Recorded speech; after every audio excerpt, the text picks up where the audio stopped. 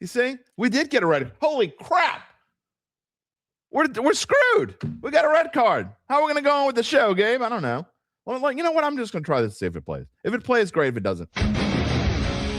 Ready to hear the straight scoop on local and national sports? It's time for Jim Derry's take on the Saints, LSU, what betting lines to ponder, and more. He's got opinions, he's got insight, and he's got Dattitude. And he'll always tell you the way it is, or at least the way he thinks it is.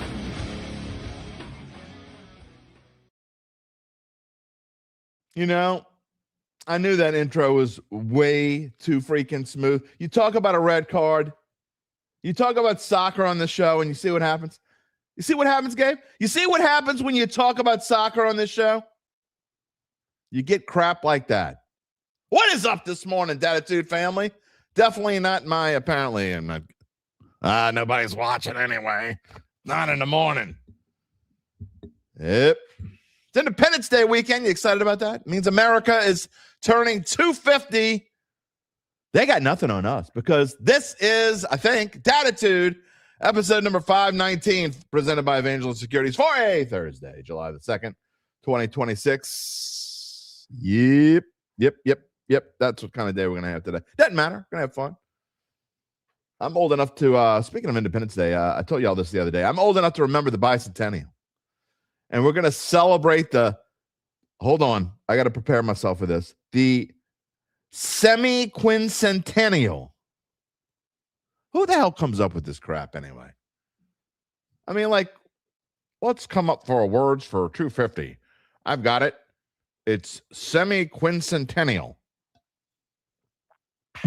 Whatever. You know what I meant. Say that 10 times fast. I did have to look that up, by the way. In case you're new here, you wonder who's screwing everything up. We're 4 minutes in, and he's pretty much screwed up the whole show already. And some of you have gone bye-bye.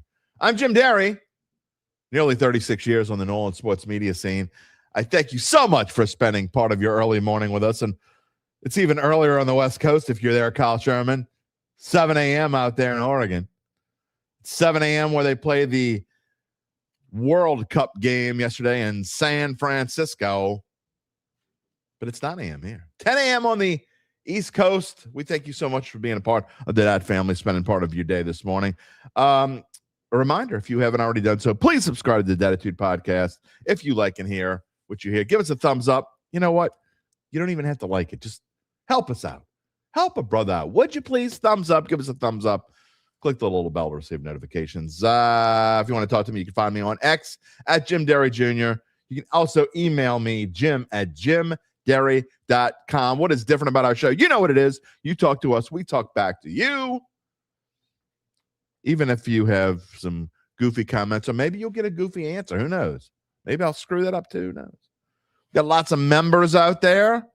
Members that hopefully are with us this morning on this early morning show. Still getting used to this time. I know it is definitely different for me. I'm having to get up a lot earlier than I did before, but that's okay. We're enjoying it. We go back to work.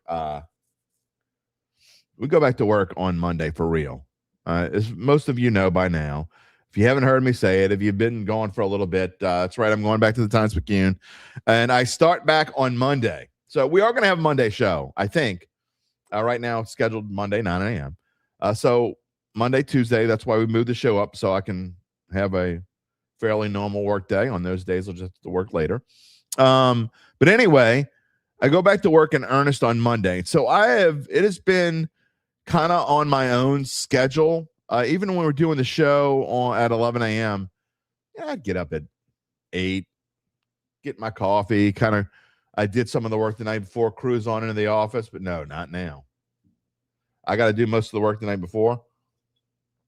Let me tell you, getting up at like 6:30, 7 a.m., it's a whole new. Anyway, we're going back to work in earnest on Monday, so we're going to see how this works. To show you that I'm not back to work yesterday, I watched about 6 hours of soccer yesterday. So Hart was making fun of me on Monday's show. What was going to be had a more chance of happening, me watching soccer or Gabe going to whatever, I don't know, what movie did he say you were going to go to? I forget what movie he was asking if you were going to go to.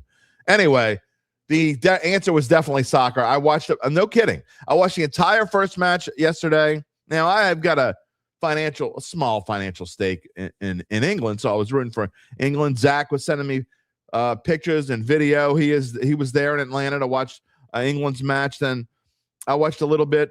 Second match was fantastic. And then the United States. I watched every minute of it, even when I was going to picked up dinner for the family, had it on in the car. Was not watching at the same time I was driving. You don't have to worry about it, but I had it on so I could listen to it. And that red card, Belusian red card. Look, I don't watch soccer. I know that's bullshit. All right. I mean, come on, man. I mean, there are a couple things I have problems with soccer as we get into it. It's going to be on today's show. We're going to spend almost all of today's show talking about the Saints. We're going to slip in a little bit of Pelicans. Our title slide today, talking about Tyler Shough and the arms race in the NFC South. It may not be as easy as you think. What do the odds makers think? We're going to get into all that today. I'm going to talk to Fletcher Mackel in about 6 or 8 minutes. He's going to be on. But I wanted to talk a little bit about World Cup before I get to the poll, because when Gabe comes on later, I may touch on it, but I'm going to air some of my grievances for like a minute, maybe 90 seconds worth of grievances. I enjoy it. I really do. It's not just World Cup. I enjoy it. Look, I played soccer. I coached soccer for a brief time, coached youth soccer. And there's some things that I don't get. Soccer is different today than it was, 30 years ago, whatever, 35, 40 years ago when I played it. 40, I guess longer than that, more than 40 years ago. But the point is, there are some things today. This flopping is worse in soccer than it is in basketball, and that's saying something. So one of these days, I'm not going to go through all that today, but I have some ideas that you can get rid of some of the flopping. But it's not just the flopping. Like, okay, so the red card. I know I don't get when to present a yellow card, when to present a red card. And by all measures, by the people who know what they're talking about, everyone's saying that if you watched it, you know what I'm talking about. If you don't care, then I'm sorry. I'm taking up a minute of your time. But to give a red card to me, that seems like it would have to be some intentional, malicious act to give a red card. Okay. Again, I don't completely understand the ins and outs, and when Gabe comes on, we'll talk about it. But there has to be, to get kicked out of a game, which then kicks you out of the next game, you would have to do something egregious. I'm not saying like you have to go up there and give him, the Larry Curly Moe and stick 2 fingers in his eyes. No. More than that. I mean, you have to punch him in the face. You have to kick him in the couillons. I mean, just what is he? He's going for the ball. I don't get it, man. So anyway, we'll talk about that later. That really bothered me, stuck in my craw. And so now again, Belusian, one of America's better shooters, scored. It's gone per game. There's no appeals process even, which Gabe says it wouldn't have mattered anyway. They wouldn't have granted him an appeal. But anyway, we'll get to that. I don't know. That's probably wasn't Gabe's topic of conversation, but I am going to ask him what he thought about it when he comes on later on this morning. Again, Fletcher Mackel coming on in about 5 minutes. Today's topic, again, as we get to it today, I'm going to throw up the poll question on the screen because I can't wait to see how this one's going to go, because I have no idea how this is going to go. I mean, I'm just going to be shocked.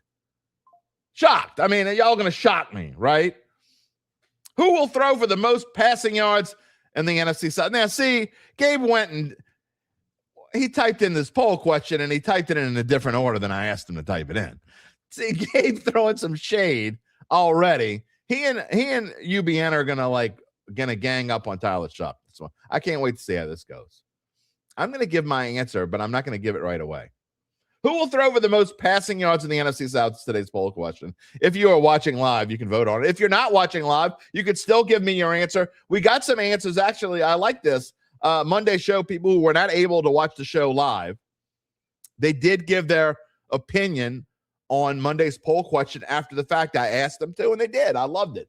So I am reading all those. So if you're watching the show after the fact, give me even if you're not a Saints fan, even better. I love it if you're not a Saints fan. Please give me, if you're watching the show after the fact, please give me your opinion. Would love to have it. Put it in the comments. But if you're watching live, your vote will actually count in this poll. And the question is, again, Who will throw for the most passing yards in the NFC South? Type in the number 1 if you think it's going to be Baker Mayfield. Type in the number 2 if you think it's going to be Tyler Shough. Type in the number 3 if you think it's going to be Bryce Young of the Carolina Panthers. And type in the number 4. We're going to give the Falcons a little bit of extra because I'm going to combine the Falcons quarterbacks together at the end of the. So that's kind of a little sneaky way. So we're going to combine Penix and Tagovailoa together. That's right. The Falcons quarterbacks going to be. We may revisit this. Put this in your Gabe. Put this in your in somewhere where we can come back to this later on at the end of the year because I really do want to come back to this. I may cut this clip out and come back to it. Right now, I can say we have some realistic fans out there because I would like to get not only your opinions, but this is not just. It's not who I know the title slot said it was the best arm in the NFC South. I guess it's a little bit misleading. But it's not just who has the best arm. Who will throw for the most passing yards? What does Las Vegas say? We're going to talk about that when Fletcher comes on because I'm going to throw out there what the odds makers think. You might be surprised, okay? Don't go cheat. Don't go look because we're going to tell you. You don't have to go look. But I'm going to give my vote before Fletcher comes on. But before I get there, who will throw for the most passing yards in the NFC South? Type in the number 1 if you think it's going to be Baker Mayfield. Type in the number 2 if you think it's going to be Tyler Shough. Type in the number 3 if you think it's going to be Bryce Young. Or type in the number 4 if you think it's going to be the Falcons quarterbacks. Gabe's going to type in my vote if he hasn't done so already. He knows what my vote is. And I know y'all aren't going to like this. But I think it's going to be number 4. I think it's going to be the Falcons quarterbacks. Blasphemy. Did he say that out loud? Blasphemy. Yes, I said it out loud. Blasphemy. Gabe wants to know what number does he type in for Spencer Rattler. Number 0, pal. Type in number 0 if you think it's going to be Spencer Rattler. I'm not just saying it to be funny or different or whatever. Really not. First of all, they have an advantage when you type a poll like this because you're combining them together. But that being said, I've said this before. I think the Falcons are, again, I'm not trying to blaspheme, and don't get pissed off at me. I think that the Falcons are going to be the surprise team in this division. I think coaching matters. I've said this 1,000 times before. Kevin Stefanski is going to change the way that team plays football. I think the Falcons are a great bet. I think they were, the last I looked, they were like, I don't know, just shy of maybe plus 400. They are going to be tough. I'm telling you. So anyway, continue to vote in the poll. We're going to bring it back up when Fletcher comes in. Again, who will throw for the most passing yards in the NFC South? Type in the number 1 if you think it's to be Baker Mayfield. Type in the number 2 if you think it's to be Tyler Shough. Type in the number 3 if you think it's to be Bryce Young. Type in the number 4 if you think it's to be the Falcons quarterbacks combined. I got to be honest. I'm surprised so far by these early results. So we'll see if they stay that way. I'll bring the poll up again when Fletcher comes on. But right now, before we get to Fletcher Mackel, who is not yet in the green room, but will be shortly, I would think, let me tell you about our friends at Evangeline Securities. Of course, they're a company that can help you decide if it's the right time to sell your family-run or privately held business. More importantly, or just as importantly, hold on real quick. Live show, Jim Derry. Getting a text from, there we go. Text from Fletcher. He said he's going to be on at 9:20. All right, let me set that over. Before we get to the rest of the show, before we get to Fletcher Mackel, let me tell you about our friends at Evangeline Securities. Again, in case you missed it, of course, they're a company that can help you decide if it's the right time to sell your family-run or privately held business. Just as importantly, maybe even more importantly, they can tell you what that business is worth. You're thinking to yourself, you know, I've been thinking about selling my business for a few years now. I don't even know how to get started. Well, I mean, the first way to get started, you need to know what the business is worth. Is this something that I might be interested in? You have to find these things out. There's only one way to know this. You got to get in touch with Evangeline's founding partner, Nick Braden. He can help you start by scheduling a complimentary valuation of your company from their offices, either on Porter Street or in Lafayette. And from there, you'll be well informed to begin to make a decision on if there's no obligation, if you want to proceed. You have to know these things, then you can make a decision. He's going to help you. What happens after that? We'll fill you in more later in the show. In the meantime, you can check them out at www.evangelisecurities.com. You know, you can also check out. How about my friend Joe DeStefano? We're going to have a new commercial for him on Monday, by the way. But today, it's the same. You still get to find out what's going on with Joe with this commercial. Let's hear from him. If you own a small business of fewer than 20 employees, you know how tough it is to get the best rates on health insurance. That's why you want to call Joe DeStefano Insurance. Joe and I have known each other for almost 40 years. I can tell you that he's someone that I trust. Look, health insurance shouldn't be one size fits all. And with Joe DeStefano, you get access to PPO networks and flexible plans designed to fit you, not just a cookie cutter mold. Joe's licensed, he's local, but he can help you no matter where you live and operate. From preventative care to peace of mind, we'll tailor a plan that works for your life today and tomorrow. Call Joe DeStefano at 504-234-2132 to protect what matters most. Let's get on with the show. How about that poll question so far? We're going to start today's messaging. How about Charles Mangus with the $10 super chat? Thank you so much, Charles Mangus, as always. And to all our regulars, thank you so much for helping support the show. We appreciate you more than you could possibly know. Who is on today? Who's first? Kyle Shough. He was here. It's 7 a.m. Surprisingly not on a tractor today heading to the golf course. Well, as long as you're here. You're going to play golf and listen to Dattitude. Now, look, make sure when your opponent is about to tee off, you turn it up. Turn it up, Dattitude, baby. Ryan Cabot, good morning. Still in house remodel mode. If you go by last season, only Shough in his limited starts, the number one arm in the South. To him, it's by a decent margin. Well, it's biased listeners out there, and I'm okay with that. Escali, good morning. Jody's here. Happy Thursday. Hope everyone has a safe and relaxing 4th. Me too. Hart Pisani, I knew you'd be here. 9 a.m. Chicagoland. Toast. How about them Cubbies? He's out for his morning walk. Giving me one of his 8 viewers. Hey, pal, I got more than 8 viewers. Come on now. Well, I know it was the Minions movie. I just forgot for a second. Musette, good morning. 10 a.m. in Orlando. But she is here. Thank you so much, Musette. She is a regular along with, she's also a member. Again, thanks so much for the support of the Dat family. Couldn't do it without you. We couldn't, and I'm not just saying that. Orlando. I saw it was last week in Orlando. It was like super duper hot. I'm like beyond hot. Like thank God I'm not in Disney hot. Charles Mangus gave us a super chat. Says good morning. Overslept. Loves this spring weather. What you talking about there? What you talking about, Willis? UBN's driving today, but he's listening. Oh, I can't wait. Did you vote? Charles says he's watched 0.0 soccer. Hey, if you don't have to watch it, that's all right. Rocky's here. Good morning. Good morning. Glad you're here. We got a lot of votes. Rocky also says to get shot up the middle during Diamond Dreams over 40 baseball league while Fletcher was pitching. Fletcher could pitch, man. Damn near took him out. Got a tip of the cap from him after reaching first. That was cool. Fletcher, Sportscaster of the Year, coming on in just a minute. Sean, off topic, that Jaylen Brown for Paul George trades was horrible. Boston got fleeced. Remember, I got some people messaging me and texting me. They were upset that Jaylen Brown wasn't coming here. Come on, man.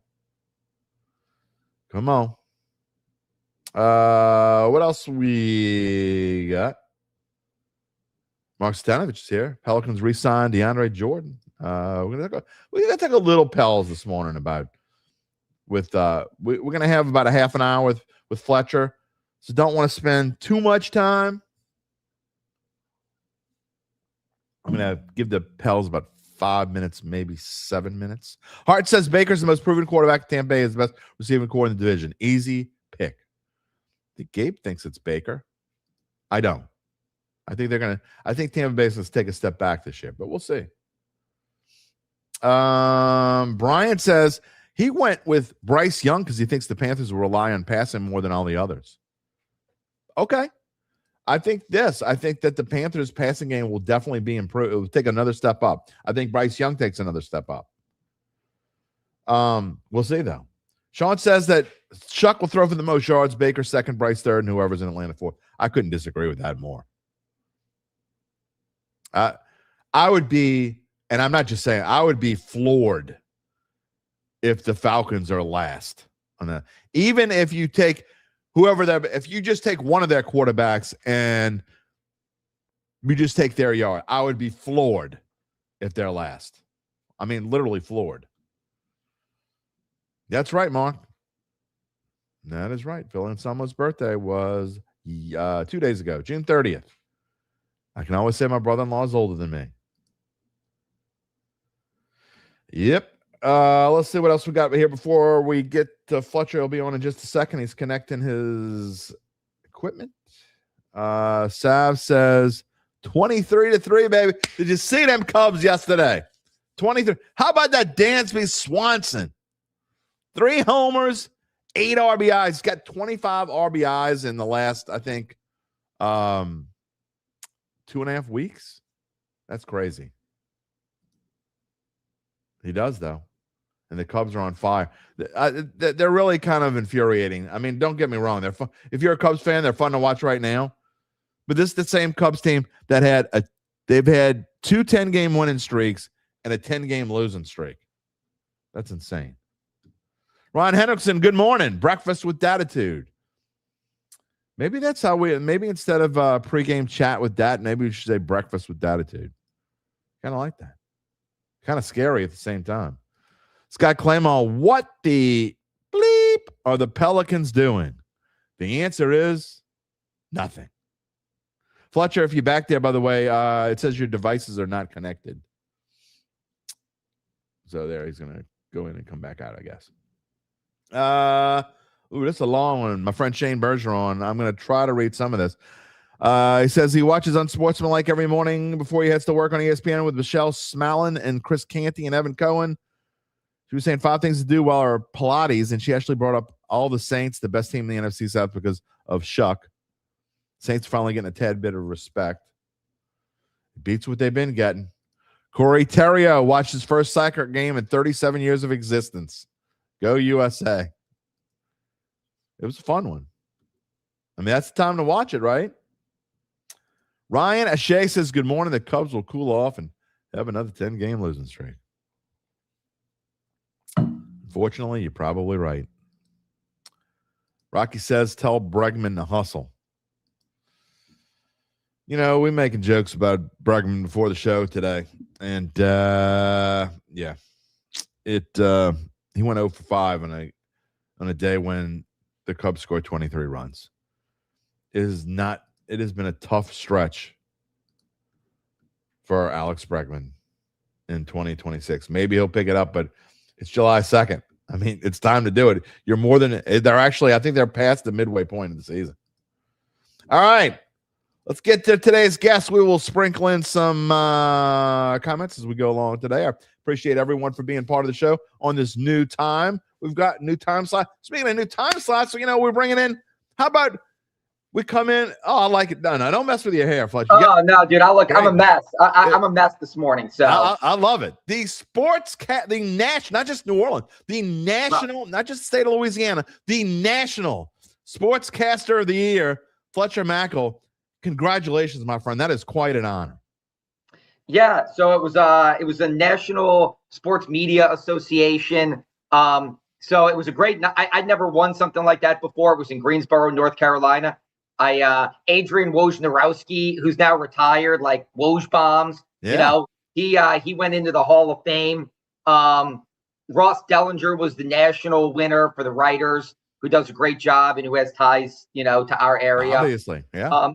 So it was a great time in North Carolina. How do you get up for an award like that? Do you have to nominate? Is it like LSWA where you put stuff in? We put some things in and try to win some awards, or does someone nominate you? How does it work? Yeah, so I didn't know how it worked, and yes, to answer your question is, and again, since we're in a business of transparency and truth, I am one of the sportscasters who won from the country. So what it is you're a member. I'm not a member. They asked me to join. I guess I'll join now since I won the award. But people that are members of what's called the National Sports Media Association, which I didn't know has been around since the 1950s. Like Mel Levitt and Wayne Mack won this award one time. Jim Henderson had a big run. Buddy DiLiberto had a big run. Like when you look at it, it's littered with like Louisiana sportscasters. And so, yes, people who are members nominate you, and then they just vote. And the thing is I didn't have to submit a body of work or anything. I guess it's their responsibility to figure out who you are and what you've done. Because like you're saying, most award shows, you put a sample of your work up in a certain category. This is just your body of work for the whole year. So, I think it's people that are members that I guess they trust and they vote on it and they decide. And so, yeah, last year, Joel Myers was one of the recipients. So I felt, I'm friends with Joel, so I felt kind of honored to follow in his footsteps. That's awesome. And to talk about some greats, Wayne Mack and I know. When I looked at it, it was that's what it was. It was Wayne Mack and Mel Levitt. It won Mel Levitt won in like the first year ever, like in 59 and then 63, and then Wayne Mack won it like in 65 and 67. So we're talking like a generation of people that are no longer with us. But like my mom remembers, who's 81, remembers like Mel Levitt and Wayne Mack and stuff. I'll show you how old I am, Fletch. The guest speaker, or the whatever at my high school graduation was Mel Levitt. That's how really? old I am. Yeah. Well, so let me point this out to you too. When you travel, I was out of town for 3 days or so. No more coffee mugs. I'm drinking out of, look at this, an Augusta National. Let me say, there it is. What's going on? National coffee. I had no coffee mugs. I had no coffee cups because I haven't been to the grocery. I haven't done anything. Like I get back from, you know what I mean? You get back from a trip, and before I left, I was working, and we had a busy week last week with Mitchell Robinson and the Magic Passing Academy and our show on Sunday. So I'm not kidding. I left my house with like a pile of laundry, no groceries, no coffee mug. So I literally, I'm like, where's the coffee? I need coffee to do like Jim's podcast. We're gonna have to send you one of these. Dude, send one over. I won't be drinking my coffee. Just so people see me sipping it, and they're like, "What the hell is he doing?" It's like, yes, this is a. I was wondering if you had a Bloody Mary going on there. No, this is probably a water glass. So yeah, I guess you could do a Bloody Mary in this sucker. Yeah, why not? So yeah. So the funny thing is I'm very careful with these. I hope I don't drop it. My mom went to Augusta National. These are actually from Augusta, because I know you can only buy the stuff there. That's right. So, that's right. Yeah, I have a Masters cap. A friend of mine brought me back, but I can't wear it on the air because I have a green screen behind me, and it would look like half my head. So. Yeah. So no, people are wondering, watching, going, "What the hell?" It's like it's coffee, but the coffee mugs are in the sink. I buy the plastic coffee cups from Costco so I can take to go. I was out, and I'm like, oh my god, my brain doesn't function until I have the first sip of coffee.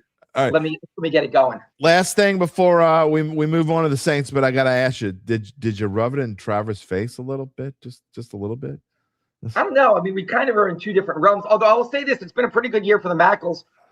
Travers was honored earlier this year by the Louisiana Association of Broadcasters, LAB. Okay, he was honored as the television news reporter anchor of the year. So that was kind of a big honor for him. That happened in March, and then I won this award. So I know the year of the Mackel. I know. I was going to say 2026 is turning out to that's crazy. To be okay for like selfish individual awards. Like here we go, I guess. Well, maybe the Saints will be good too, and you'll have all kinds of good stuff to talk about. That would be good. Well, I mean, look, LSU was no good. Yeah. Pelicans were no good. Like I'm high on the Saints. I know we're probably talking about Pelicans a lot here, but I'm optimistic. I feel like the optimism is like palpable. Like it feels real this year. Like not saying they're going to win the Super Bowl, but I feel like unlike with Dennis and Derek, where it was like, we're good, believe it. It was like, I don't know. This feels like maybe they could be good. I think they could, and it all stems. Got to start with the quarterback. So today's title slide. So we'll start with this. Today's title slide. Getting ready to ask you to show the poll. You have to move it to bottom left so it's not over Fletcher's face. But today's title slide asks who has the best arm in the NFC South? Well, the quarterback futures, I was kind of surprised to see this.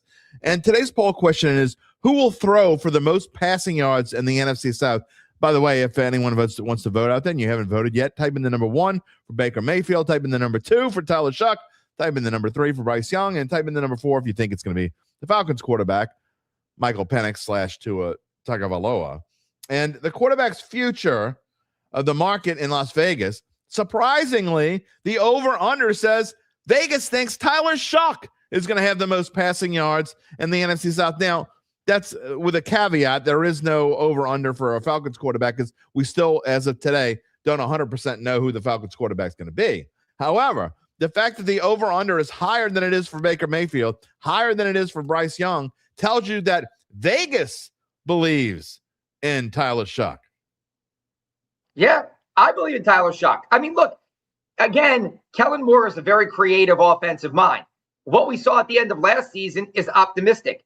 They've surrounded him. They're not saying, we got the quarterback, let's build on our defense. Look, they still need to build on that defense, and there's some questions there, but I think Brandon Staley's a really good coordinator. I mean, they have insulated Tyler Shough with an offensive line that looks really good when healthy and a lot of playmakers on that side of the ball. So I feel like they should hit on all cylinders offensively.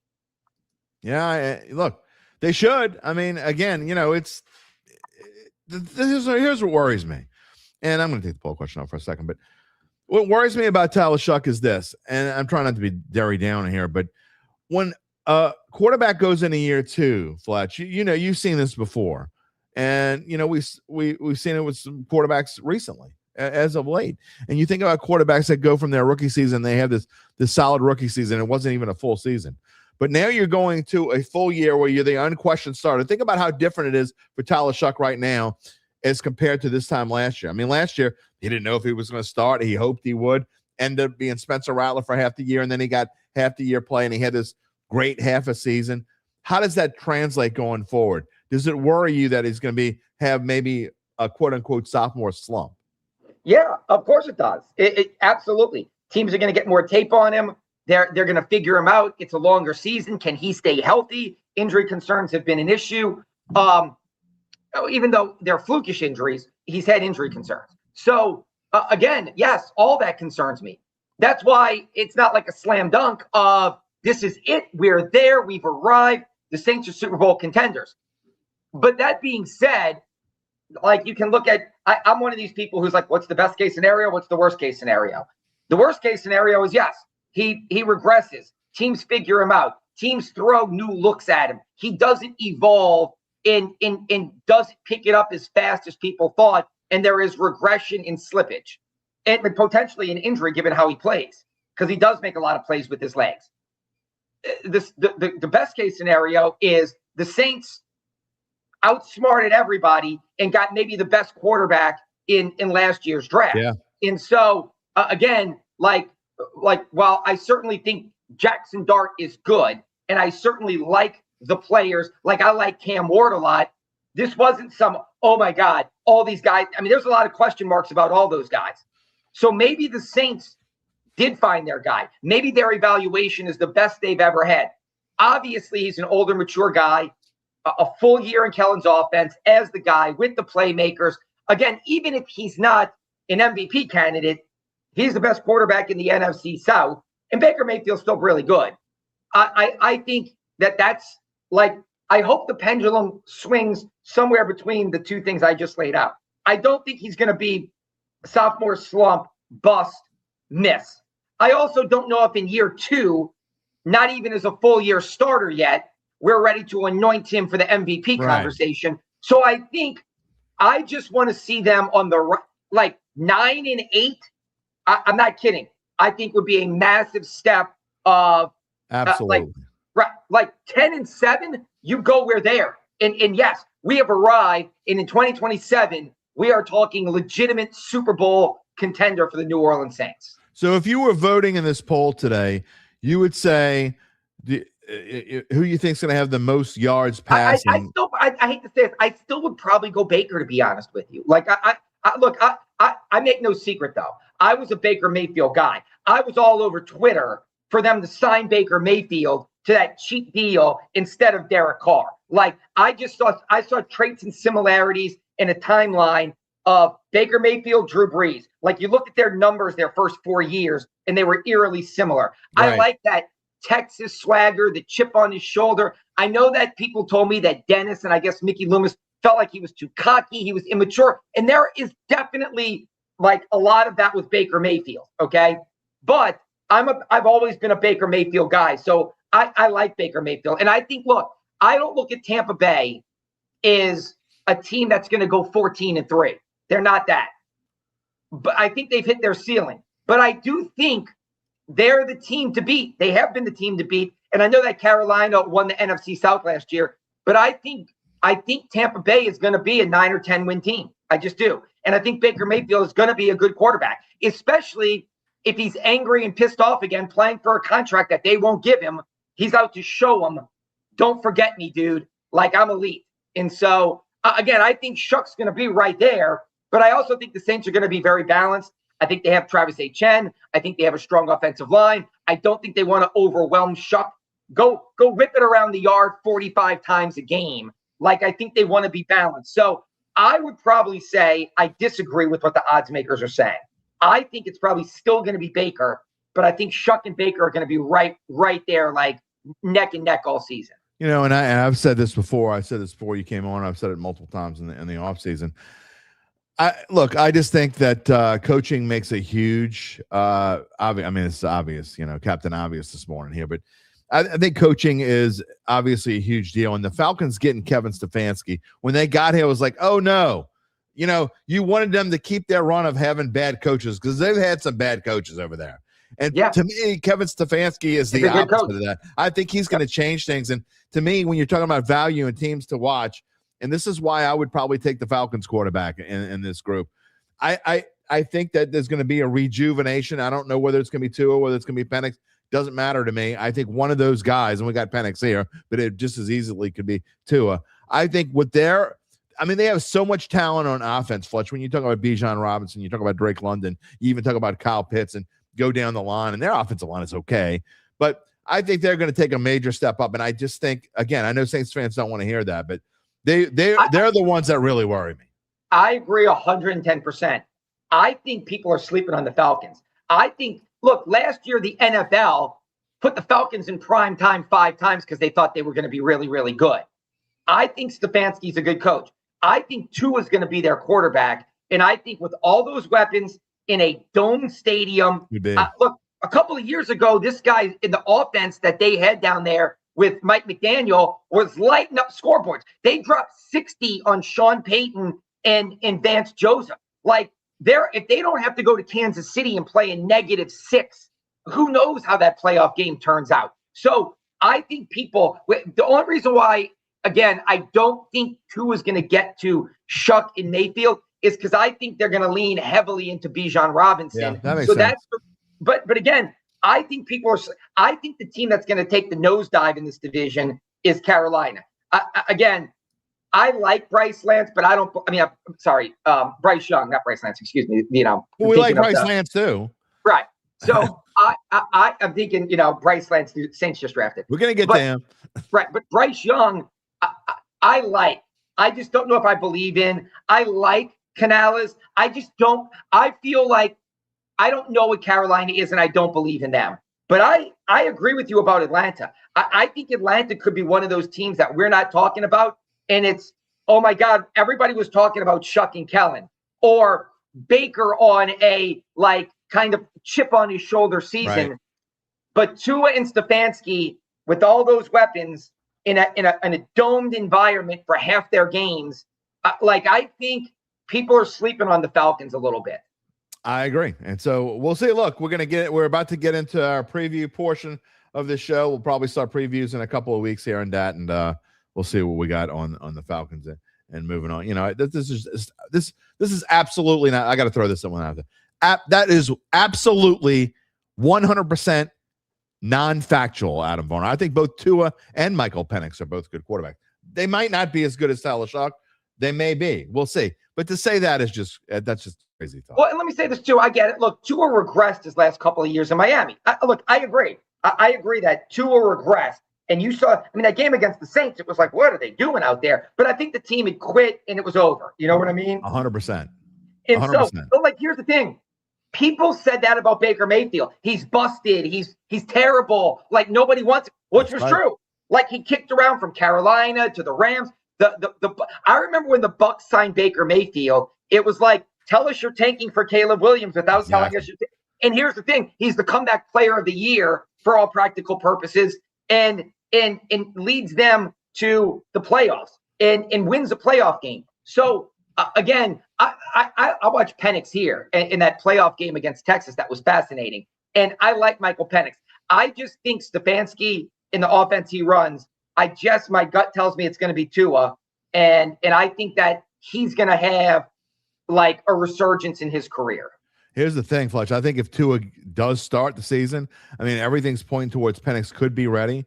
But if Tua, it's a thing where if Tua starts the season, he may go out there and never come off the field because, barring another concussion or something like that. But if he takes charge of this offense and does what I think he can do and has a resurgence like you talk about, he might not come off the field. So I think there's a real possibility. Yeah. That's.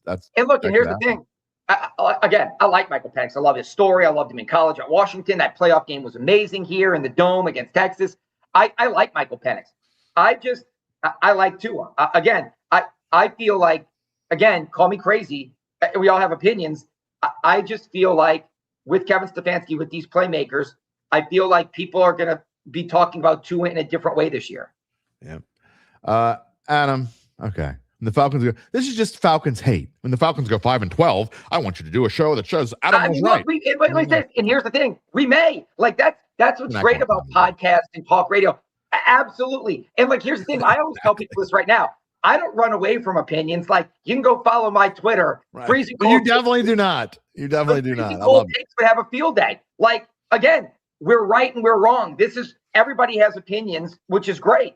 And Adam may be right. They may be 4-13. They may be drafting Arch Manning next year in the top 5 and talking about now. Oh God, no Arch Manning to Atlanta, for Christ's sake. I'm just saying, whoever the top quarterbacks are next year, whoever we want to make it out to be, Dante Moore from Oregon, we may be saying, like Adam may be right saying, I told you guys, and it may be next year the Falcons bottomed out and now they're looking for their franchise quarterback, their next Matt Ryan. If Matt Ryan drafts the next Matt Ryan, that may absolutely be the case, but it may not. That's the great thing about what's going on in the NFL. There is so much parity. That's what makes the NFL the greatest sports entertainment property, is because the Falcons could be 10-7 and Tua could be resurgent, or Penix may be resurgent, or they could be 4-13 in drafting a quarterback. And that to me is the fact. That's why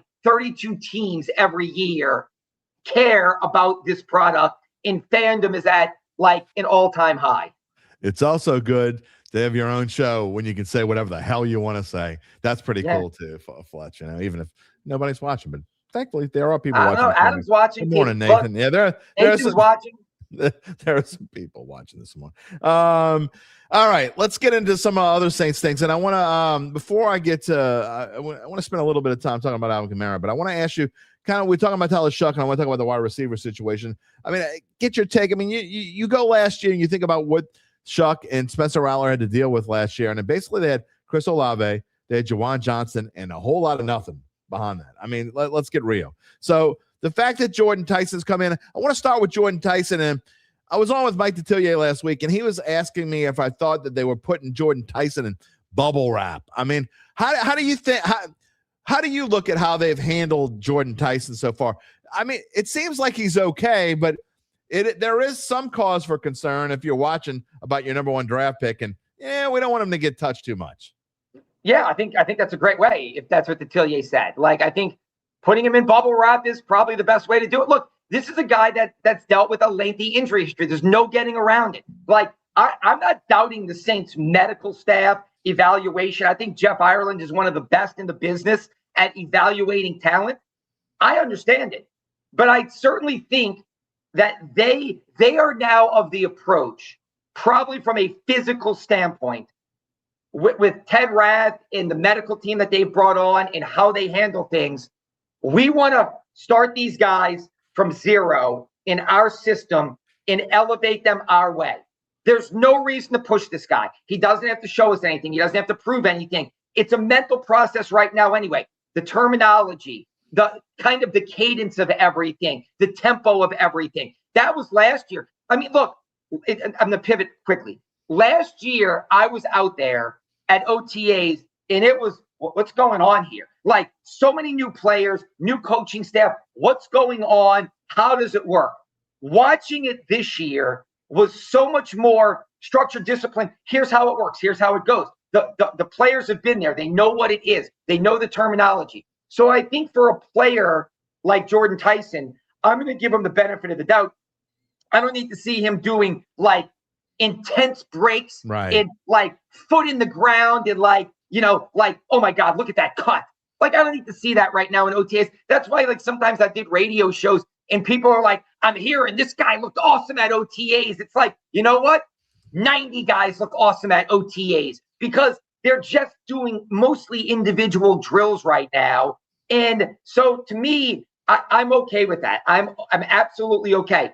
But the ramp up needs to be real, and you can't like protect him. You got to cut him loose at some point and say, okay, let's go. So like if in training camp they say he's on a pitch count or he's still recovering, then I got concerns because you drafted guys to help Tyler Shough. You insulated him you drafted more wide receivers than you ever have, I think, in the history of any draft.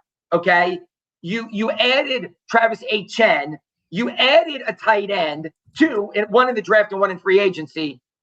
But the best way to help Tyler Shough is to have these guys be available for Tyler Shough. If these guys aren't available, then they don't help Tyler Shough. It's the cast of like dig deep into the Google and your media guide to find out who guys are. So I don't have a problem with how they handled the ramp up of Jordan Tyson and these guys in the offseason, as long as when we get to July 29th, they're out there and it's like, let's go. Like, here, we're ready. Let's go. We got to see it now. Yeah, 100%. You can't just leave the bubble wrap on if that's what you're doing. I mean, You can't just wait till September 13th and just throw them out there and think that everything's to be okay. By the way, we like receipts on the show. I'm just going to say this, Lance. Not that I want to take up for a Falcon, but you joked Tua turned the ball over. I'm just going to say this in his career. Again, we like receipts. Whenever somebody shows something, you better come with them. 120 touchdowns, 59 interceptions in his career. I think that's pretty good. I'm just going to say 78 games, 120 touchdowns, 59 interceptions. I wouldn't exactly call that turning the ball over a lot. That's just my opinion. All right. I want to spend a little time here this morning talking about, in fact, I want to go back to, I had it up. There it is. Sean wants to know what you think. Are the Saints a better team with Alvin Kamara this year or without Alvin Kamara? So the easy answer is they are a better team with Alvin Kamara because historically Alvin Kamara has shown he is a great player. He's the greatest running back statistically in Saints history. Like he's the all-time rushing leader. It was Deuce, Mark Ingram passed Deuce, Alvin Kamara passed both of them. Receiving, he's been electric. The thing I'll say, though, to hedge a little bit is the last 2 years, he has not been good. Like in any metric you look at, like health-wise, he hasn't been healthy. Now, again, is that because they had poor quarterback play, an injured offensive line, no playmakers?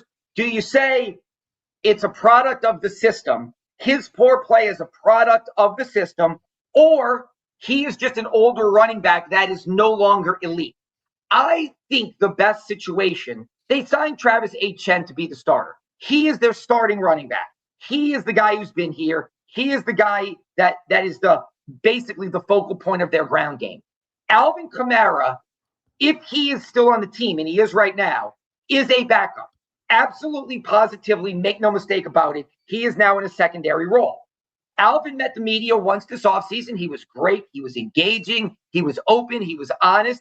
He said, I'm fine with it. He goes, when he got here in 2016, they still had Adrian Peterson and they had Mark Ingram. I mean, even when they traded Adrian Peterson, Mark Ingram had a fantastic season in 17 and 18, and Kamara was basically the complement back those years, and he was great. Sean Payton was fantastic. If Alvin is willing to accept that and can be bought in Cam Jordan said something in his press conference when he came back, and I thought it was very telling. He said, when Mickey and I talked, Mickey said, I need you all in no matter what. And Cam was like, I'm always all in. I'm in no matter what. And I believe him. I think Cam knows. I may be a rotational player. I am ready for whatever role I have. If I'm a backup, if I'm a role player, I'm ready. I'm ready. I'm here. I'm ready to go. My personal belief is the Saints want to see Alvin's buy-in, his body language and everything, and understand you have accepted this role, that you are the number 2 or the utility back, so to say, that we are not just building everything around you. So you are not the focal point anymore. You are not our engine, so to say. But to answer your question, they are better if Alvin Kamara is a backup on this team. Absolutely, positively. I think they are. I found interesting in what you said, because I agree with you about 96%. I think that what's telling is the way that Kellen Moore has been very, dancing around this subject for the past few months. And even when Kamara showed up, I think the Saints were shocked by that he just showed up out of the blue. I think it concerns them. I think it bothers Kellen Moore that he wasn't a part of any of the offseason stuff, that he's doing his own thing. He just shows up one day and then he says, I want to play, and then he disappears again. I just think that there are more problems that could go forward with all this than look, not. I agree. And that's why I think, and again, look, I think that I am of the belief of if he's not bought in, you're in a new chapter right now. Look, they tried to keep the DNA of that Sean Payton, Drew Brees era alive. They did with Dennis and Pete Carmichael. And Carr was kind of going to be like, Brees, take 2. He just needs to get out of a bad organization, and he's going to hit his stride here. Look, they're in a new chapter now. That's all over. Rizzy's gone. All those people are gone. This is now and Tyler. They probably could have just cut Alvin in the offseason and moved on. And he could have either retired or signed someplace else, and we wouldn't be talking about this. I think it's peculiar why they have let it linger so far, but I do think that maybe they can reconcile it of if he does. Look, he's the last few years, he goes away, he disappears, he's in Miami, he's at NASCAR races, he's snow skiing in Montana. This is who he is. He goes away, maybe he's out of contact with us, but when he shows up, he's here, he's fine. I think my personal belief is, instead of cutting him, I feel like they did something similar with Tyron. Tyron had a bad 2024 for all practical purposes. They signed Justin Reed, they draft Jonas Sanker, and I think they told Tyron, you're a backup. We want you here. You're a leader, you're a legend here. We're not going to cut you, but you're a backup. And then he chose to retire. I think for Alvin, it's a similar situation. We've got these young backs. We signed a big ticket free agent. You're a backup. And they just need to see it. And if they don't see it, remember Chauncey Gardner-Johnson a few years ago wanted a contract in training camp. And he was kind of salty in training camp. He was sitting out drills. He wasn't taking part in team activities. He was kind of a locker room lawyer, so to say. And at the middle of training camp, they just said, see you later. And they traded him for a low-round draft pick to Philadelphia. I think that we're going to see something similar with Alvin. If he shows up and he's bought in and the body language is good and he's embracing whatever role he has, they're going to keep him and he's going to have a role. But if those things don't look right and feel right, maybe they trade him for a low-round draft pick or they just cut him. Well, I think it's unfortunately going to be a story that lingers into training camp even when he's there, because I think he will. I mean, barring a trade, I think he will be there for the start of training camp, and it's going to be a story that we continue to talk about for a couple, weeks until maybe the season starts and see how it works. 100%. So, unfortunately, Brian Cavett says, "Congrats to you." He wishes that WDSU sports team would do a weekly Saints podcast. Yeah, I above and beyond me. We do a Sunday sports show. We put clippings on like Insta and stuff like that. You're right. But I obviously, as a talker, would have no problem with that. If my bosses go the podcast route, I'm all in.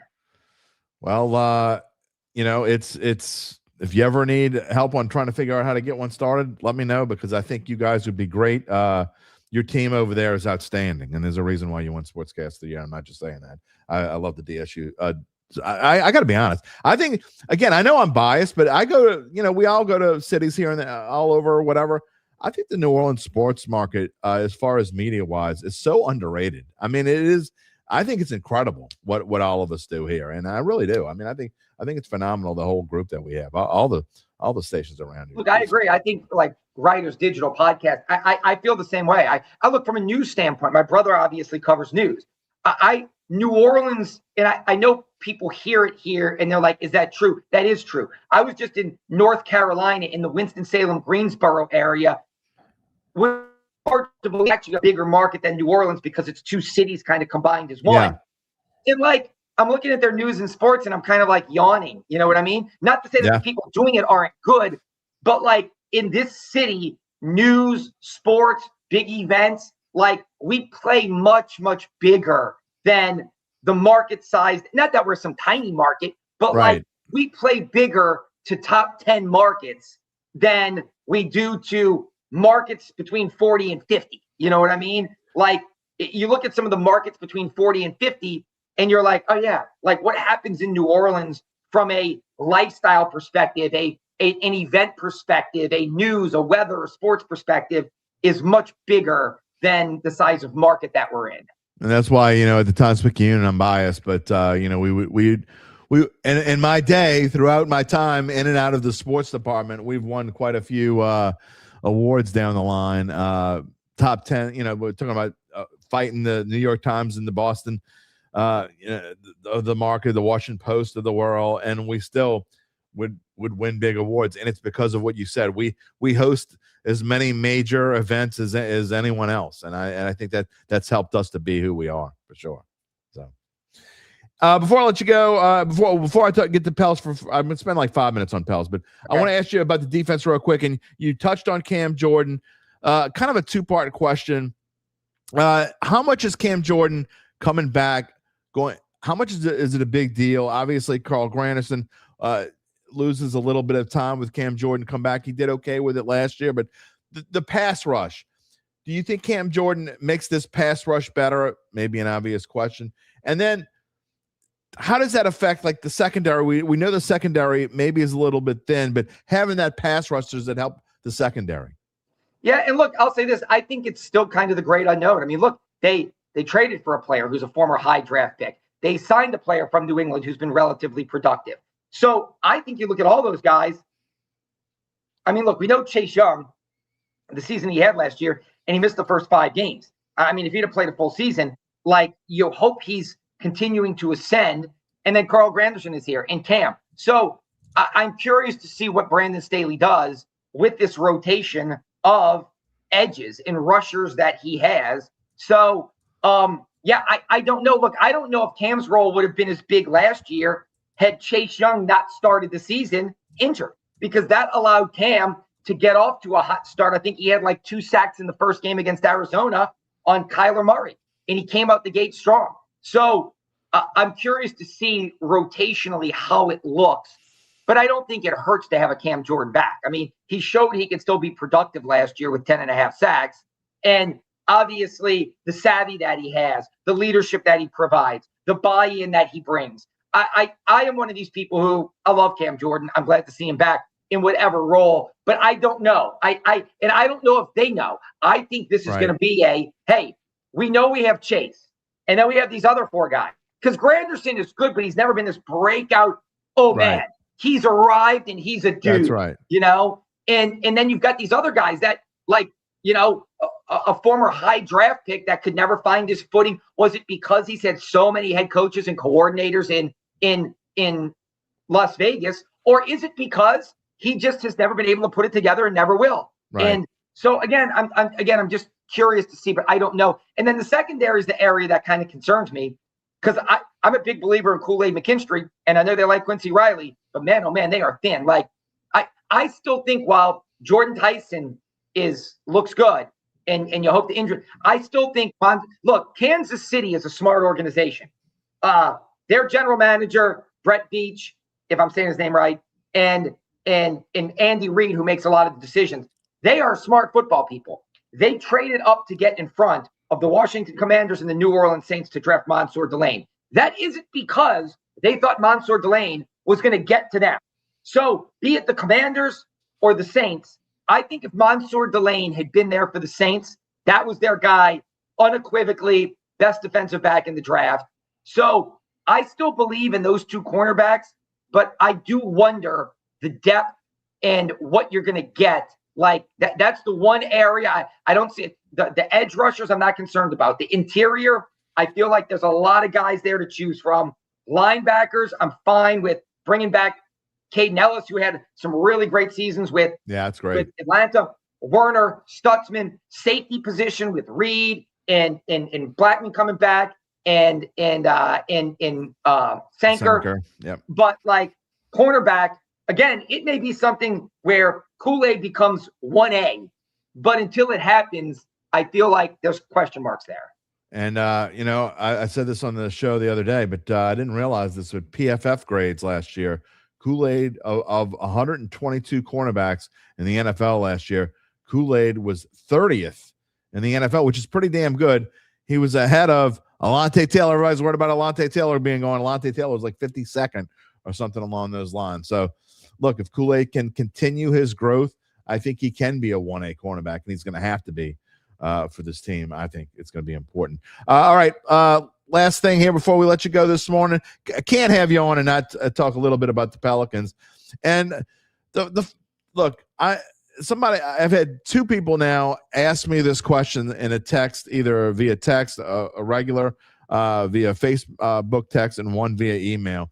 But they're concerned that the Pelicans haven't done anything early in free agency. I know you and I have had this conversation before, but I mean, does anybody want to come play here in New Orleans, Fletch?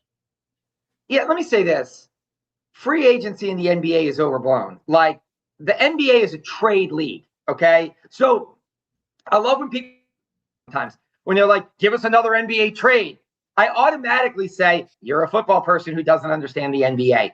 Football is free agency. The contracts are non-guaranteed. Guys can get cut and lose money.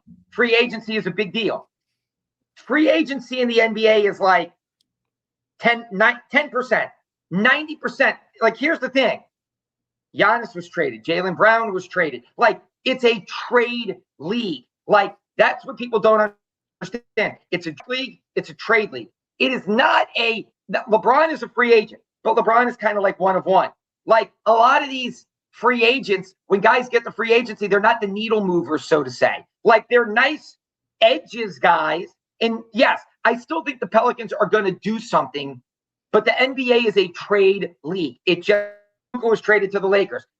Again, like, the best players, all the transactions are trades. So to me, it doesn't worry me that they didn't do anything in free agency because they don't have a ton of money in free agency. But, like, it does upset me a little bit that Joe Dumars, not upset me. It's just, I wish they wouldn't have gotten here last year. Joe was hyper aggressive when he got here. They killed all kinds of future financial flexibility by trading CJ McCollum and Kelly Olynyk. Like, here's the thing. If Joe Dumars would have arrived here last year and done nothing at all, he'd have had the 7th pick in the draft. And then this offseason, he'd have had multiple first-round draft picks in one of the best drafts ever. And he'd have had $50 million in ability to absorb contracts. Like, he could have gone and taken on any salaries he wanted. Like, he could have gotten Isaiah Stewart from Detroit, center that Memphis got, because they could just absorb him into their cap space. They killed all their financial flexibility by trading CJ and Kelly Olynyk and bringing on Jordan Poole, who ended up not playing and is a total bust for this team. Okay. Then you traded 2 picks. You played 2 young guys. Again, it's just a confusing operation as to what they're doing. I do think they're going to make moves, but I don't know what they are now. I think it's probably trades via Herb Jones and Trey Murphy, but I feel like they're still trying to thread the needle. They want to win, but they also want to develop young guys, and that is a really, really hard thing to do in the NBA. That leads into Mark Satanovich's question. Fletcher, the Pelicans trade Trey Murphy. I think they are, and the reason why is I think if they hold – so look, Joe Dumars is open and honest, and I think, like, a confident guy because he's a basketball Hall of Famer who's won championships as a player and as executive.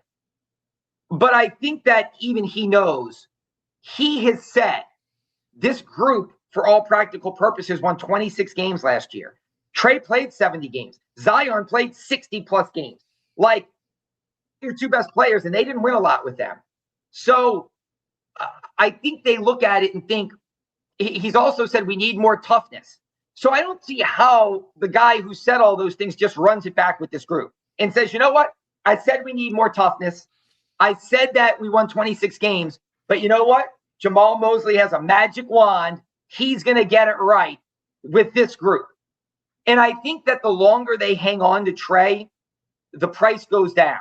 Because if they start off 5-15 next year, teams are going to then say they're desperate, they're screwed, they have to go into a rebuild. Those 2 picks I was offering for Trey, it's now 1. So I am curious to see what they do. But yes, I do think before training camp, at some point in the next couple of months, Trey Murphy will probably be traded. What's the market for Trey Murphy? I think the market is probably pretty strong right now. Like, I think some of the reports I've seen of 3 first-round draft picks is the market. Like, I think it's probably pretty strong. But here's the thing. If you were going to do that deal, I feel like teams really looked at this draft. There was no trade in the lottery this year. 1 to 14, every team made their pick because this draft may be one of the deepest in the history of the league when it's all said and done. I think the Pelicans really wanted a pick in the top 10, top 12. When that didn't happen, because if they'd have done that, they could have pivoted into maybe a softer rebuild and said, we got Fears, we got Queen, and we got the player we picked at 8 overall or 10 overall or 12 overall, and they could sell a youth movement. We're coming in a couple of years. We've got these ascending young stars.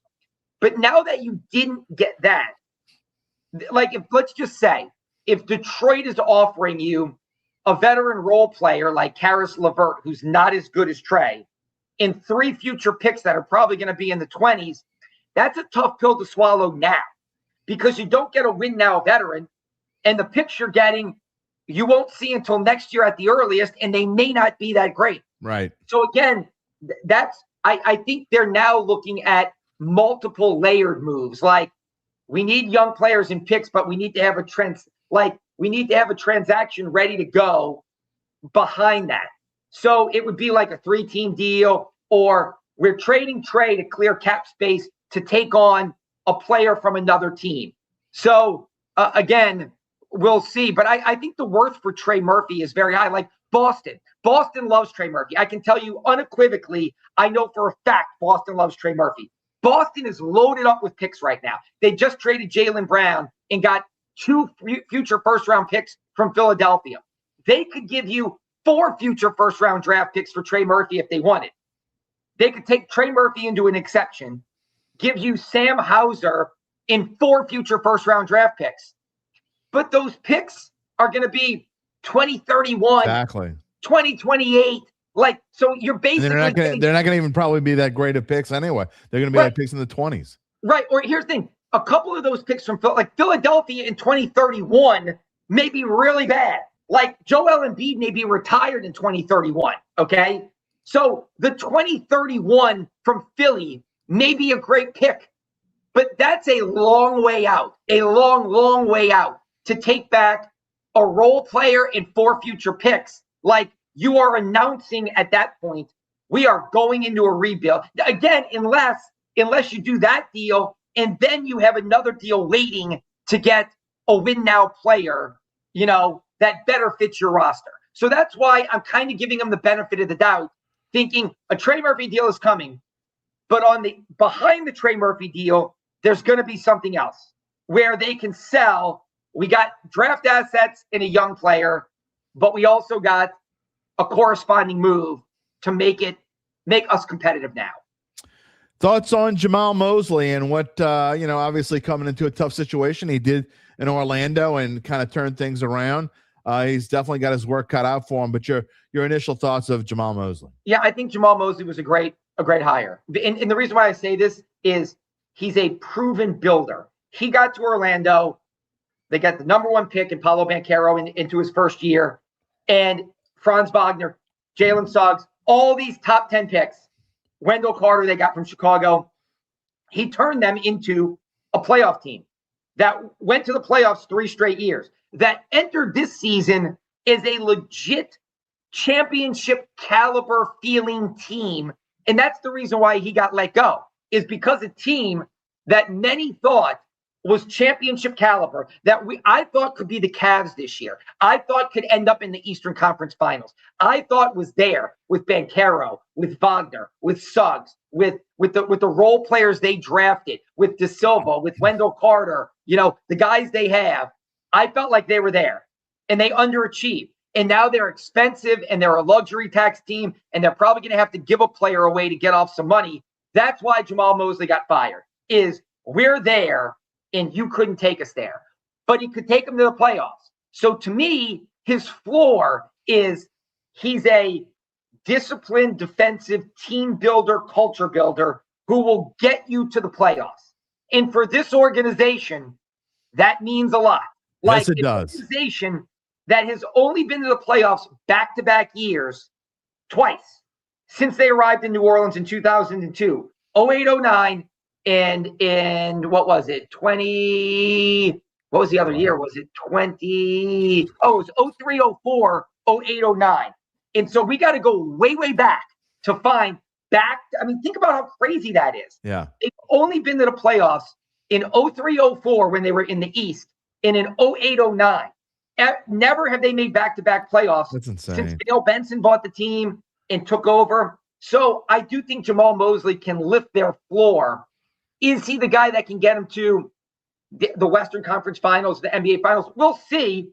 I'm interested to find out, but I do think he's a good hire. You got to start somewhere. Yeah. I mean, going to the playoffs would definitely be better than what we've seen the last few years. Sean H. asked, would you trade for Drew Holiday since Portland is backloaded at guard? I mean, look, I'll say this. I probably not. And the reason why I say that is, look, I love Drew Holiday. I feel like his jersey should be one of the first if they retire jerseys here. So I love Drew Holiday, but I don't know. Look, you may as well just keep DeJounte Murray. I know Drew's not a true point guard, but he provides, sure, could he protect, I guess, Jeremiah Fears playing the 2. He could play a little 3 because he's so physical and good defensively, I guess. But, I don't know how a trade like that would work. Again, I mean, yes, I don't know what Portland's doing because, they still have the young kid that they drafted a few years ago. I can't think of his name right now, 00, that they drafted, Scoot Henderson, they drafted, and now they have Ja, and Dame Lillard's coming back, and they have Drew. So that's too many guards for them. So they have to do something. But I don't know if Drew Holiday coming back here at this point in his career is and how a deal like that. To me, if you're sending DeJounte Murray, sure, great, do it. But not if you're, I don't know what a deal how it would work or look to get Drew back here. I'd like to see DeJounte Murray play a season here. I mean, he spent 2 years injured, so can we at least see what he can do? The problem that I have with that, I don't disagree. I thought DeJounte Murray, when he came back, was kind of like the player in the spark plug that this team needed, okay? Right. But the problem is they are so invested in Jeremiah Fears. I do look. That's true. Atlanta got DeJounte Murray to play off the ball with Trae Young, and it just didn't really work out. So, do you play DeJounte Murray and Jeremiah Fears, or does that kind of stunt? Does that stunt Fears if he's got to play off the ball? Is DeJounte Murray really an off the ball guy, or is he the organizer? You know what I mean? I don't know. I think you can find a way Murray to make come off the bench. I don't know. It just seems like that's why I'm kind of curious. I think he could play as it too. Again, it's interesting to see, and it's not a terrible problem to have if you're Jamal Mosley to come in and have a guy that, it's obvious the guy has talent. And so you're right. You're trying to find a way to work him in and trying to figure out what to do with Fears. But I just think that's a good problem to have. And I think I would like to see him at least play 1 year here. That's what you went and got him for. But we'll see. They may or may not move him, and I do think that if they did go and get another guard or got an off guard, that DeJounte Murray probably would be involved in the deal some kind of way. Yeah, look, and I'll say this: I'm just curious. Like, at first you were looking at Phoenix, like with Booker more as a 2 than a 1. Like in Jalen Green, there, he's a young player. Like, send DeJounte out to the desert, make him the point guard. Booker moves back to his natural role. The Pelicans get a young player in Jalen Green. But I've heard that that's gone away. That's not an option. That Phoenix isn't interested anymore. So again, I'm curious as to how it looks like. Here's the thing: does Jamal Mosley want to roll out DeJounte, in Herb, in Trey, in Zion, in maybe a veteran center that they get, and then bring Fears and Queen off the bench? Or does the organization that drafted Fears and Queen say, hell no, Fears is our starting point guard, Queen is our starter? Like, that's what I think they wrestled with last year, of playing 19-year-old kids is not a recipe for success. Correct. And marrying that with these veterans that are more win now, it never came together. How do you, in year 2, look, Wemby didn't go to the playoffs until this year in year 3. LeBron didn't go to the playoffs until year 3. Like, Luka's first year was still with Dirk, but it wasn't really until year 3 when Dallas found their footing with him. Like, Jeremiah Fears is going to start next season at 19 years old. So, like, that's where everybody talks about, what are they doing? What are they? Where are they going? And until the moves are made, we just don't know. I would hate locking yourself into something, though. If a move comes about that you think is better for this team, and I hear what you're saying, but to lock yourself in and say Fears has to do this year, or Queen has to do this year, or whatever. I understand what you were trying to do, whatever, but to lock yourself into something and say we have to do these things, but if something better comes along, maybe you take that move and you say, maybe we put off starting Fears for a year, or Queen, or whatever. But I don't know. This franchise, to me, they have to be more flexible, and I hope they give Jamal Mosley the opportunity to be able to do what he thinks needs to be done. Yeah, and look, let me say this. That's the other thing, too. That's a great point, Jim. Because here's the thing. Jamal Mosley got here and said, unapologetically, we're going to win with our defense. We're going to be the guys that out-physical. And look, his Orlando team went toe-to-toe with Detroit, the number 1 team. And here's the reason why. Suggs is physical as hell. Here's the thing. Suggs is physical as hell, former football player. Bane is physical as hell. Paolo Banchero, Franz Wagner, big, long. All these guys, multi-positional defenders, super physical. Wendell Carter, super physical. Like, they were a multi-positional, super physical, get after it defensive team. They don't have any of those guys in New Orleans. No. Herb, maybe DeJounte, maybe, but Herb is a point of attack, multi-positional defender that can guard 1 through 4. That's it. That's what he is. That's not Fears. That's not Zion. That's not Trey. That there's nobody else on this roster that fits what Jamal Mosley is or had in Orlando. So that's why I'm curious to see, how does this work out? Like, how does the defensive coach, who unapologetically said we're going to be built on our defense and we're going to win with our defense, where does that come from on this team? Yeah, good question. Lots of questions, lots of Pelicans questions, and I'm sure you'll be talking about them over the course of the next couple months. Training camp for the Pels will be here before we know it. It won't be very long. Basketball off season isn't very long. Fletcher Mackel, thank you so much for spending time with me. I wanted to say congratulations and have you on and talk about Saints and Pels at the same time. Enjoy some summertime before we get to training camp. It won't be long, my friend. All right, Jim. Thanks for having me. Talk to you soon. Fletcher Mackel, everybody. Always great when he comes on and being able to talk about, look, nobody knows more to me in this market, to be able to have a Fletcher Mackel on when you want to talk about Pelicans. I love having David Grubb on. I love having Fletcher Mackel on. Both of those guys, fantastic and big helps when it comes to time to talking about the Pels. And I know I don't do enough talking about the Pels, but sometimes, man, it's just a little, it's frustrating. They are frustrating for sure. All right, we're going to move on here. We only got about 8 to 10 minutes left in the show before Got to tell you about my friends. Before we bring Gabe on, got to tell you about my friends at Evangeline Securities and how they can help you figure out what your family-run or privately held business might be worth, whether it's time to sell. How do they do it? Question of the day.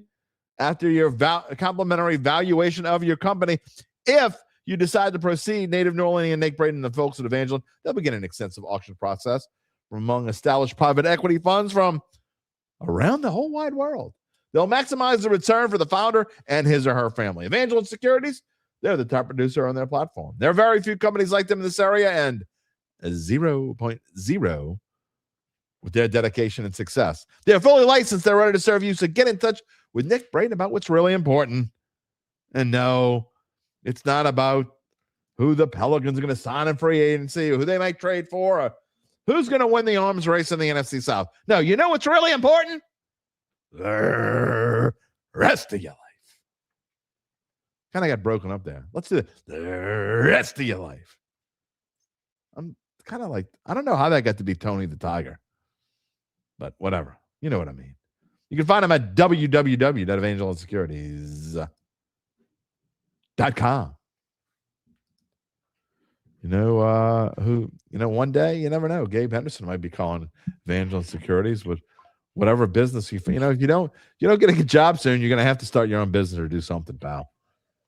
Evangeline Securities. They're great. Great. Exactly. All right. Before we get to, and I don't want to spend a whole lot of time because we're running late, and I don't want to waste that date because we got a couple of birthdays that I want to talk about. But your thoughts on the World Cup, your thoughts on the red card last night. Was it horse hockey? World Cup's been a lot of fun across the board. The red card was bullshit.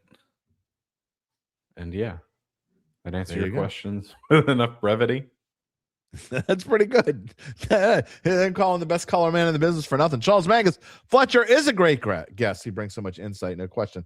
What else we got here? He is a class act, no question. There's one I wanted to go back to, A-Town. My thoughts on bringing in DeAndre Ayton. I think he's already. Didn't he already agree to stay in LA?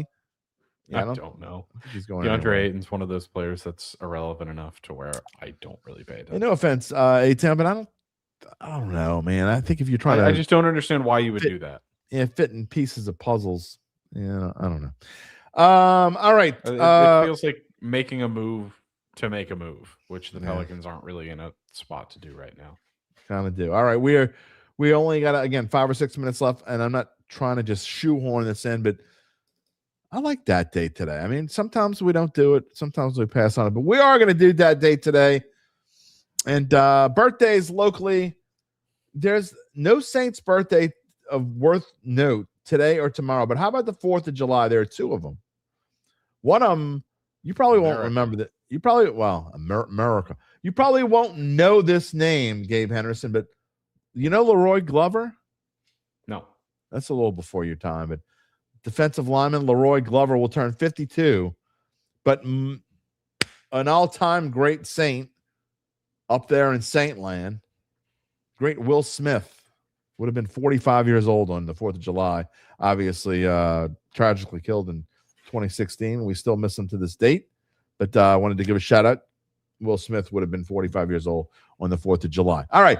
Elsewhere in the world of sports, let me just say this. This former fantastic auto racing Hall of Famer, even I would have probably known this one, is going to turn 89. Can you think of an auto racer that's like super old? Who comes to mind when you think about auto racing? Super old auto racer. 89 years old. Come on, man. Dale You got Earnhardt, but no, he's no longer with us. No, and he wouldn't have been 89. Come on. You don't know the great Richard Petty? I've heard the name. Oh, man. I don't watch racing at all in any capacity. All right, this next guy, he is. He's turned 62 years old today. Think of big steroids and ball bouncing off his head over the wall. Come on, man. You got to get this one. Repeat the question. Sorry, I was looking up how old Dale Earnhardt would have been. He would have been 75. Okay, 62 years old today. Steroids, ripped, home runs, but a ball once hit his head and went over the fence. Jose Canseco? Yeah, that's right. Yeah, that's right. That's what I'm talking about. This guy you probably won't, you may or may not remember, but he was a first baseman, played for the Reds and the Indians, and dude, this man could talk. Probably still can. He's 52 years old. His name? Probably don't know. Sean Casey. You remember Sean Casey? No. Yippee yap. Tomorrow, turning 29 years old, the tight end who played for the Vikings and now plays for the Lions, or is it vice versa? Played for the Lions and now played for the Lions, now plays for and the now Lions. plays for the Vikings. You know who it is. Wait. I get mixed up. TJ Hawkinson is 29 years No, old. played for the Vikings, now plays for the Lions. That's what I thought. Yeah. All right, he'll be 29 tomorrow. On July 4th, the most well-known baseball owner in the history of baseball would have been 96 years old. Who is it? Steinbrenner. Yeah, that's right. All right. Also, celebrity-wise, today, Lindsay Lohan. Lindsay Lohan is 40 years old. Man, Lindsay Lohan's had so she's 40 years old going on 70. That girl's had some rough times in her life. Larry David, the great Larry David, is 79 years old. You want to talk about a great writer. Tomorrow, the day before Independence Day, I think he wasn't in Independence Day, but he's been in a lot of 4th of July kind of maybe movie. I don't know. Tom Cruise. It's going to be 64. I was sitting here in my mind when you were describing that, and I was thinking, what the hell is a 4th of July kind of movie? I don't know. And then Independence you said Day? Tom Cruise. Then you said And then Tom it made Cruise, sense. and I'm like, you know what? That Makes sense, right? All right. Speaking about July 4th, we got some birthdays on July 4th. Post Malone will be 31 years old. Malia Obama, 20. Holy crap, Malia Obama's going to be 28 years old. What in the hell? And then one of my favorites, he would have been 96. He died in 2020. Ain't no sunshine when she's gone. Bill Withers. The great Bill Withers is going to be 96. What you got for me? I was going to chime in with Ray Guy, but decided to hold off. Why does S. Callie not like, she gets mad? Scientologist? Cruise? That why? Because he's a Scientologist? All right, S. Callie does not like Tom Cruise. Charles Mangus is not AJ Foyt, but AJ Foyt would have been a good answer. But okay, you think AJ Foyt? I think Richard Petty. Let's see, how old is AJ Foyt, or how old would he have been? He did. He would have been 91. He died, no, he's not dead. He's still alive. He's 91 years old. Holy crap! He's born in January of 1935. AJ Foyt is 91 years old, still alive. All right. I don't know what is it for about him. Hope AJ Foyt has a great day. Callie knew. Charles Mangus knew. Charles Mangus would watch auto racing over soccer any day of the week. I would not. No, absolutely. I mean, I would watch if I had to watch 6 hours of soccer or 2 hours of auto racing. Give me the 6 hours of soccer. That's how much I don't want to watch. 100 million %. Yeah, but you're different than me. I mean, like, I don't love soccer like you do, but I would still watch 6 hours of soccer. But I don't get auto racing at all. Never did. I mean, if you like it, good for you. But yeah. Oh wait, there's a wreck. Holy crap! I don't get it. Sorry. I mean, someone turned left a little too hard. Just a few things on this date in 1941, and this is I'll phrase this as a question. Ted Williams. No. Okay. Why did I get you to look? Just happened. That was fun. Did your computer screen go weird or something? You got like flashing lights in your face. Yeah. Okay.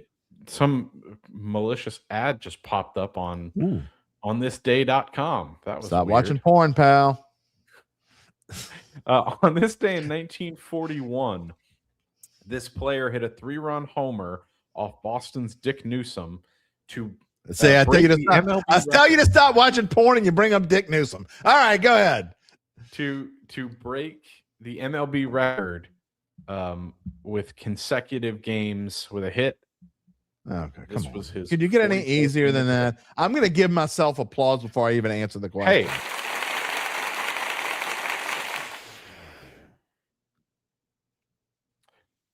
To be fair, On this date in 1911, Ty Cobb hits in his 40th straight game Football. to break the record. So Wait, on this day in 1911, what? Ty Cobb hit successfully in his 40th consecutive game to break the record at the time. So Okay. would later break the record on the same day, which is actually really interesting. 1911. No, I was not here at UBN to see it. It was didn't have TV back then. Didn't even have radio back then in 1911. So no, I did not know about that. All right, what else we got? On this date in 2008, the Seattle Supersonics reached a settlement to move to Oklahoma City. Yeah. Sorry, Sean Kemp. Yeah. Yeah. And that's really it. Not a whole lot of cricket happening on this day. I thought you meant like crickets chirping. No. A whole lot of. That's what we got about cricket. right now. Okay. Yeah. Cricket. However, I didn't want to sign off without nominating a Dumbass of the Week. Oh, all right. Dumbass of the Week. I like it. What do we got? We've got a Dumbass of the Week, and this one is Twitter user @JadenDat. Nice. Because someone made a list saying, would Mike Evans be the greatest receiver in your team's history? Okay. And under the obviously category was the New Orleans Saints. And @JadenDat, our Dumbass of the Week, responded, I would comfortably take Michael Thomas over Mike Evans. To which I say, Jaden, put down the crack pipe. All right, come on. That's not worthy of Dumbass of the Week. That's a terrible take. Come on, Jim. I don't know. Look, Lord knows I've ripped Mike Thomas as much as ask Kelly. Dumbass. Okay, Mike. That's a Dumbass of the Week. Jason, what did you miss? You missed Gabe's first ever nomination of a Dumbass of the Week. Yeah. Okay. So come on. Mike Evans is a Hall of Fame receiver. That's true. You got a point. I never thought about it like that. That doesn't make him Dumbass of the Week, though. I mean, he did he was the best receiver in football for three really good years. I think he was wasn't he the best receiver in football for a couple of years? No. All right, let's look at He might have had the best stats one year, but he was. He's a wacko jacko. Oh yeah, well he certainly was. In 2019, he unquestionably was the best receiver in football. He had 149 catches and 1,725 He put up the best stats, but I would have never, if you would ask me in 2019 who is the best receiver in football, Michael Thomas would not have been the first name out of my mouth. Let's see. I want to. There's something, and here's why it's not worthy of Dumbass of the Week. Okay, I agree mostly with what you're saying, but if let's take Mike Evans's best season ever, 2018. He had 138 catches for 1,524. That doesn't equal Mike Thomas's best season. And if you go beyond that and take his second best season, it's not as good as Mike Thomas's second best season. And I mean, we keep doing this. The problem for Mike Thomas is he only had 4. Now let's get to Mike Evans' 11th best season. No, that's what I'm saying. But still, though, it's not Dumbass of the Week worthy. I mean, come on. That'd be like me saying Arian Foster would be the best running back in Saints history. Like, Arian Foster was awesome. He was the best running back in football in 2010. But he just didn't have the longevity. Texas history. No, I'm saying he would be better than any Saints running back is what I'm saying. It just objectively isn't true. Arian Foster was phenomenal. I love the guy. Didn't have the longevity. Yeah. When you're talking greatest in a franchise's history, Mike Evans doesn't even come close, or Michael Thomas doesn't even come close to Mike Evans. When you look at their whole body. We're gonna give it to you, I guess. I mean, the gong didn't go off. The gong was my computer's acting a little weird. We better go off before maybe my computer's telling me it's time to go off. It's acting weird. We had the intro not come on, and then I clicked on a slide and it didn't come on for like 15 seconds till after I don't know what the hell's going on. So technology is not our friend today. I think you watching porn screwed it up for everybody. And then Dick Newman or whatever the hell his name was. Dick Newsom, I believe. Newsom.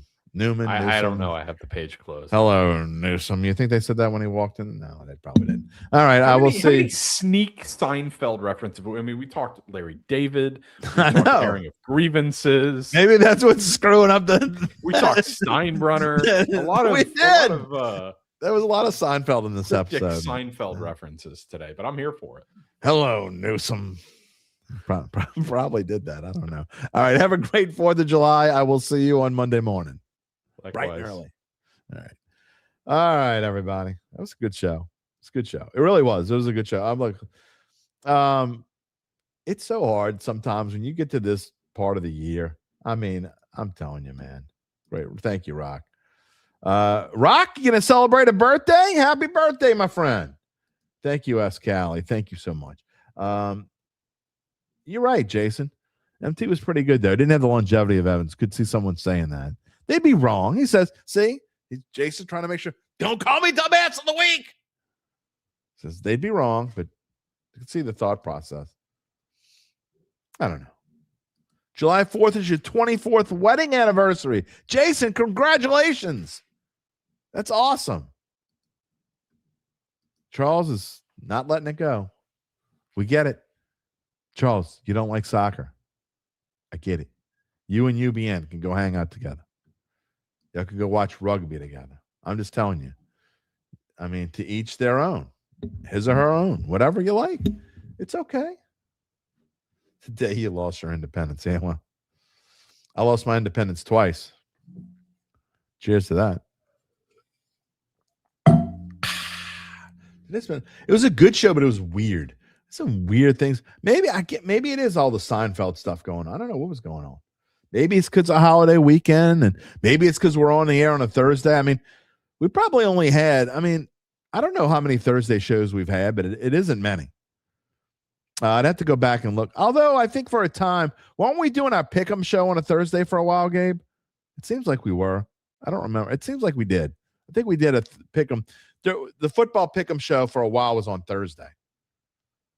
So now we're on Mondays and Thursdays. You can find us. If you haven't already done so, please subscribe to the show. We would appreciate it. Tell your friends about it. Hey, you regulars, tell your friends about us. We have a lot of fun here. Not just Saints. It's a lot of Saints right now. I get it, but it's July the 2nd. What the hell else are we going to talk about, man? I mean, I'm trying to come up with ideas for the rest of the summer, and at least till when you get to training camp, it gets a little bit easier. And actually, we'll probably start doing our predictions soon. That'll be coming up over the course. I don't know, probably start in about 3 weeks. I got to go look and see how it fits up so they line up to where I'm going to do. I think I'm going to do them again like we've been doing them with divisions. I don't know exactly. I don't know. I got to figure that out. I know every time I say I want to do team by team, it ends up taking up so much time, and I wish I didn't do it. So I'll probably do it by division. We'll see. But that's going to start soon. I got to figure out how I'm going to do them. But tell your friends about us. We have a lot of fun here. And you can click the little bell to receive notifications when we go on the air live. If you haven't already done so, give us a thumbs up. It helps the algorithm. I don't even know what algorithm means, but it helps it. And we can use your help. You can also find us wherever you get your podcasts, including Apple, Spotify, and many, many more. For those wondering, as Gabe says, the USA versus Belgium round of 16 World Cup preview coming on Monday. Not happening. It would probably be mentioned. As Escali says, happy 4th of July, everybody. Brian Cavett, same to you. Alvin, where you been? Great show as always. Thank you so much, my friend, for being here today. I want everyone to have a great, wonderful, glorious, fantastic holiday weekend. Dat family, do it all. Have fun. 250, celebrate in style. But we ask you, please, for the love of all that's holy, please don't blow your arm off. We'll see y'all on Monday. Take it easy, my friends.